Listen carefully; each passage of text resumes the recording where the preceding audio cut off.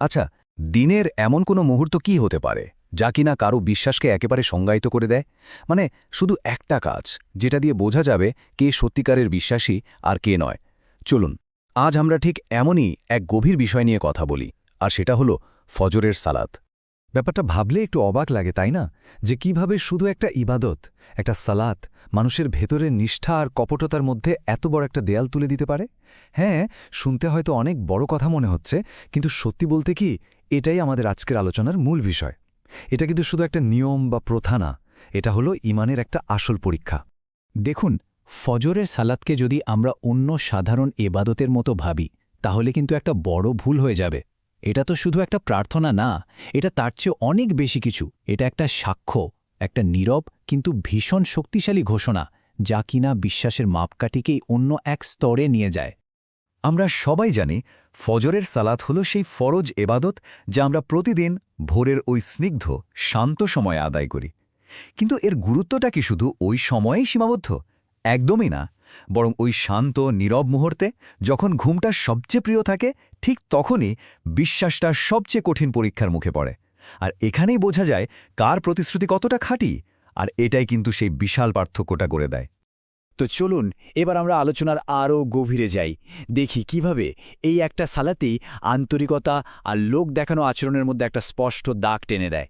ব্যাপারটা এভাবে ভাবুন, একদিকে আছেন একজন মুমিন, একজন সত্যিকারের বিশ্বাসী। তিনি ভোরের আজান শুনেই সাড়া দেন। আর অন্যদিকে আছেন মুনাফিক, যিনি আরামের ঘুমটাকেই বেছে নেন। আর এই দুজনের ঠিক মাঝখানে দেয়াল হয়ে দাঁড়িয়ে আছে কোনটা জানেন? ফজরের সালাত। হ্যাঁ, এই সালাত আদায় করা বা না করা, এটাই তাদের মধ্যে আসল বিভেদটা তৈরি করে দেয়। কিন্তু একটা প্রশ্ন তো থেকেই যায়, যখন এই ডাককে উপেক্ষা করা হয় তখন কি হয়?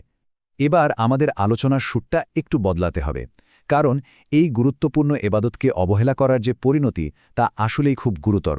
এর মূল্যটা অনেক বেশি। স্বাভাবিকভাবেই মনে এই প্রশ্নটা আসে, তাই না? যে যারা জেনে বুঝে ঘুমিয়ে থাকে, এই সালাদটা ছেড়ে দেয়, তাদের জন্য আখির অপেক্ষা করছেটা কি? যে শাস্তির কথা এখানে বলা হয়েছে সেটা কল্পনা করাও কঠিন। জাহান্নামে যে অবহেলা করেছে তার মাথা একটা বিশাল পাথর দিয়ে একেবারে চূর্ণ করে দেওয়া হবে। এরপর সেটা আবার আগের মতো ঠিক হয়ে যাবে, এবং ঠিক সাথে সাথেই আবার পাথর দিয়ে চূর্ণ করা হবে। এই শাস্তি চলতেই থাকবে, একবার দুইবার না, চলতেই থাকবে। আর এই যে কঠোর সতর্কবাণী, এটা কিন্তু কোনো সাধারণ কথা না। এটা এসেছে একটা অত্যন্ত নির্ভরযোগ্য উৎস থেকে, সহিহ আল বুখারী থেকে। হাদিস নম্বরটা হলো ৭০৪৭। বুঝতেই পারছেন এটা বিষয়টার সত্যতা আর গুরুত্বকে কতটা বাড়িয়ে দেয়। এতটা ভয়াবহ পরিণতির কথা শুনে হয়তো মনটা ভারী হয়ে যেতে পারে, কিন্তু হতাশ হওয়ার কিছু নেই। বরং এটাকে একটা সতর্কবার্তা হিসেবে দেখা উচিত, একটা সুযোগ হিসেবে, যেন আমরা নিজেদের জন্য একটা পরিষ্কার পথ খুঁজে নিতে পারি। আর সেই পথটা কিন্তু মোটেও জটিল না। এর জন্য দরকার শুধু দুটো জিনিস। প্রথমত, ফজরের সালাতের যে কি বিশাল গুরুত্ব, সেই ব্যাপারে পুরোপুরি সচেতন হওয়া। আর দ্বিতীয়ত, একেবারে মনের ভেতর থেকে একটা শক্ত সিদ্ধান্ত নেওয়া, একটা খাঁটি নিয়ত করা। তাহলে শেষ কথা কি দাঁড়ালো? আমাদের সবার জন্য মূল বার্তাটা হলো একটাই: ফজরের সালাত যেন কোনো অবস্থাতেই হাতছাড়া না হয়। এটাকে আমাদের জীবনের একটা অবিচ্ছেদ্য অংশ বানিয়ে ফেলতে হবে। তাহলে চলুন আজকেই ঠিক এই মুহূর্তে আমরা সবাই মিলে একটা দৃঢ় সংকল্প করি, যেন প্রত্যেকটা ভোরের প্রথম আলোর সাথেই আমরা আল্লাহর ডাকে সাড়া দিতে পারি আর ফজরের সালাত আদায় করতে পারি, ইনশাল্লাহ।